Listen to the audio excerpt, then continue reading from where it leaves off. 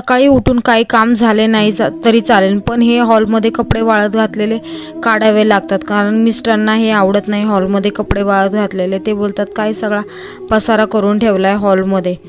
आणि आज डब्यासाठी मस्त अशी कोवळी कोवळी मिस्टर रात्री गवार घेऊन आलते, तीच गवारीची भाजी केली.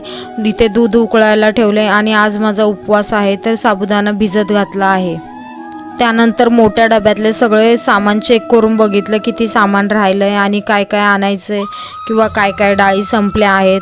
आणि त्याच्यानंतर माझी हाईट जिथे जात नाही तिथे मी भावाला सांगते, कारण की त्याची हाईट मोठी आहे ना, त्याच्यामुळे हाईट कधी कधी ज्या ताईंकडे सोफ्याचे कवर शिवायला दिले होते ते सोफ्याचे कवर दुपारी त्या ताईंकडून जाऊन घेऊन आले आणि त्या ताईंसोबत तिथे थोड्याशा गप्पाही मारल्या.